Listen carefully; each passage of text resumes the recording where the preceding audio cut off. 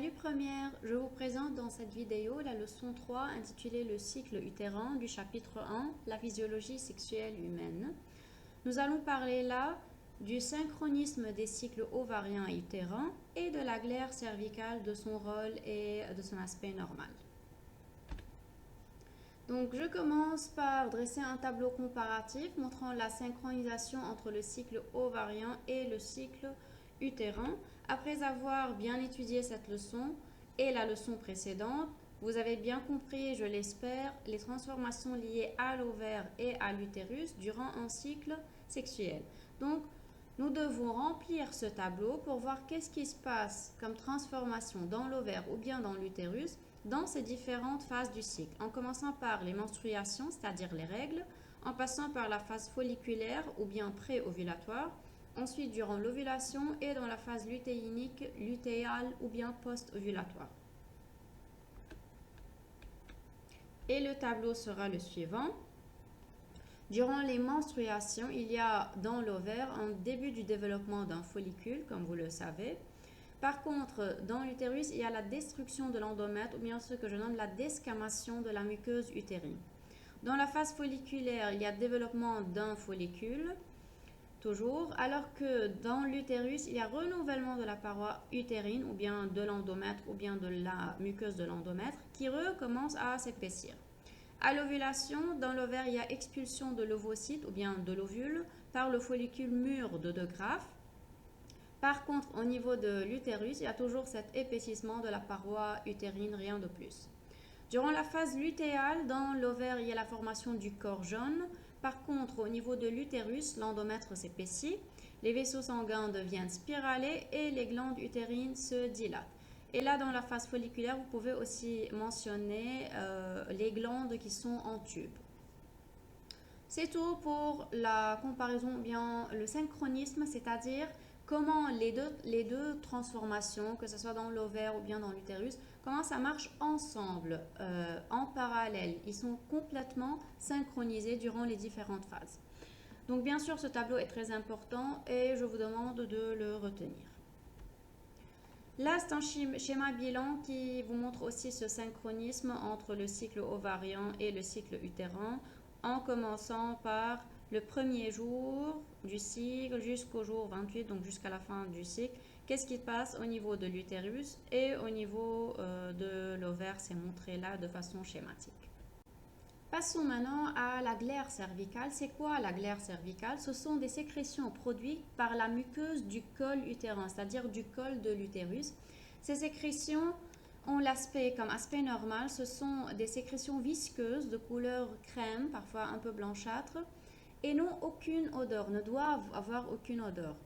Au cas où la fille va sentir une mauvaise odeur à cette glaire cervicale ou bien une couleur presque jaunâtre, elle doit visiter un gynécologue, c'est qu'elle a probablement une infection bactérienne au niveau du col de l'utérus ou bien au niveau du vagin. Alors, ces petites glandes présentes au niveau du col de l'utérus vont sécréter cette glaire ou bien ce liquide qui a l'aspect visqueux tout au long du cycle, mais à des concentrations ou bien des quantités variables. Nous allons voir en fonction de quoi. Et cette glaire, elle donne l'aspect de lubrification ou bien d'hydratation à la fille tout au long du cycle. C'est pourquoi elle utilise des serviettes spéciales, spécifiques, pour capter, pour absorber cette glaire qui va sortir tout au long du cycle de son vagin. Cette glaire, elle a trois rôles plutôt qui sont très importants. De un, elle protège l'utérus des infections bactériennes, c'est-à-dire des bactéries, parce que c'est un liquide qui va tout le temps sortir comme s'il est en train de nettoyer le vagin et par la suite, les bactéries ne pourront plus arriver jusqu'à l'utérus. De deux, elle lubrifie le vagin, lubrifie c'est-à-dire hydrate, lors des rapports sexuels pour faciliter la pénétration du pénis. Vous savez que le pénis va entrer dans le vagin durant le rapport sexuel. Et par la suite, si le milieu, c'est-à-dire le vagin, n'est pas bien hydraté, n'est pas bien lubrifié, le passage, la pénétration sera très difficile. De trois, ça joue un rôle clé dans la procréation, c'est-à-dire dans le fait de faire un bébé, parce qu'elle empêche ou facilite l'entrée des spermatozoïdes, et vous allez le voir comment. Elle va jouer un barrage parfois devant l'entrée des spermatozoïdes à l'intérieur de l'utérus. Vous allez voir une vidéo qui vous montre de façon schématique cette glaire cervicale pour mieux comprendre. Sont aussi synchronisés avec le cycle ovarien. Durant les 11 premiers jours du cycle, le mucus présent au niveau du col forme un maillage resserré qui laisse peu de chance aux spermatozoïdes de pénétrer dans la cavité utérine en cas de rapport sexuel. Alors là, ce que vous étiez en train de voir, c'est le col de l'utérus. Ce sont les glandes qui vont sécréter ce maillage ou bien cette glaire cervicale. Et là, vous avez l'espace blanc, c'est le vagin. Donc les spermatozoïdes vont être déposés là au niveau du vagin et ils doivent continuer à travers le col pour entrer dans l'utérus et puis continuer vers les trompes de Fallope. En cas de rapport sexuel. Donc le maillage que vous voyez là, c'est la glaire cervicale. En fait, ce maillage, c'est comme un filet. Lorsque les mailles sont très petites et très resserrées, le spermatozoïde ne peut plus passer à travers ces mailles et par la suite, c'est un barrage infranchissable par les spermatozoïdes. Vous allez voir quand et pourquoi. Le spermatozoïde ne pourra plus arriver jusqu'à l'ovule pour la féconder.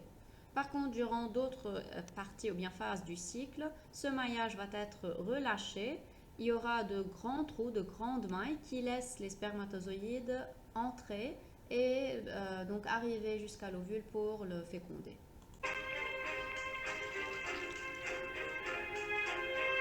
Dans les quelques jours autour de l'ovulation, du 12e au 16e jour environ, ce maillage se relâche. Voilà, donc aux alentours de l'ovulation, j'ai besoin que le spermatozoïde arrive jusqu'à l'ovule parce que l'ovule est présent. Et par la suite, ce maillage va se relâcher et les spermatozoïdes pourront traverser. Mais avant l'ovulation et après l'ovulation, pas besoin des spermatozoïdes qu'ils passent et pas besoin d'entrer de corps étrangers dans l'utérus. C'est pourquoi ce maillage, comme si c'est une porte qui est fermée. On lui dit l'ovule n'est pas là, tu n'as rien à faire dans l'utérus, tu ne dois pas passer. Devient filant. Il laisse passer les spermatozoïdes beaucoup plus facilement. C'est le moment où une fécondation a le plus de chances de se produire et de donner lieu à une grossesse.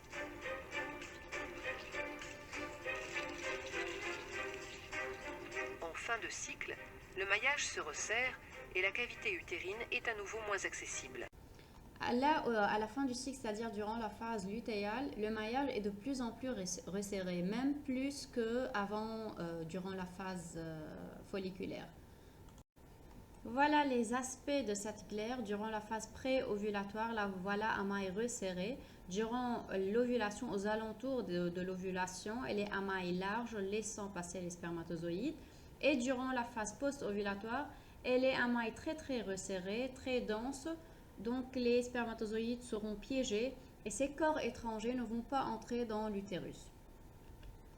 Alors à l'ovulation, elle est abondante, filante à maille large et ça c'est à retenir. Elle permet le passage des spermatozoïdes à travers le col de l'utérus. C'est un milieu favorable à leur survie parce que c'est comme si elle va les envelopper. Elle va créer ce milieu plutôt basique pour les spermatozoïdes parce que j'ai déjà dit avant que les spermatozoïdes vont être agressés dans le corps de la femme. Pourquoi? Parce que l'utérus est un milieu plutôt acide et cette acidité va tuer les spermatozoïdes. Donc cette glaire va les protéger de cette acidité. En dehors de l'ovulation, elle est épaisse et gluante et surtout durant la phase post-ovulatoire. C'est un barrage infranchissable par les spermatozoïdes, mais quand même quelques-uns peuvent parfois passer. Et j'ai juste une remarque là à vous ajouter. Cette glaire cervicale, elle peut jouer contre l'envie du couple. C'est-à-dire quoi? C'est-à-dire cette glaire, vous savez, elle va sortir à travers le vagin. Donc elle est présente au niveau du vagin. Parfois, un couple n'a pas envie d'avoir des enfants et n'a pas envie d'utiliser des méthodes contraceptives, c'est-à-dire comme les préservatifs ou autres qui empêchent l'entrée ou bien l'arrivée des spermatozoïdes, même pas dans le vagin. Ils utilisent la technique qui est le retrait, c'est-à-dire lors de l'éjaculation, l'homme va retirer son pénis et par la suite, il ne va pas éjaculer à l'intérieur du vagin, mais hors du vagin, mais quand même, le sperme sera en contact avec le vagin. Si ce sperme touche à la glaire cervicale, cette glaire peut jouer le rôle d'aimant, c'est-à-dire comme l'aimant, يعني مثل المغناطيس, elle va absorber ces spermatozoïdes et les entraîner jusqu'au moins au col de l'utérus ou bien même à l'intérieur de l'utérus. Et les spermatozoïdes pourront continuer facilement jusqu'à l'ovule. Et donc dans ce cas, la femme peut tomber enceinte sans que le couple ne le voulait. C'est tout pour cette leçon, j'espère que vous l'avez bien comprise.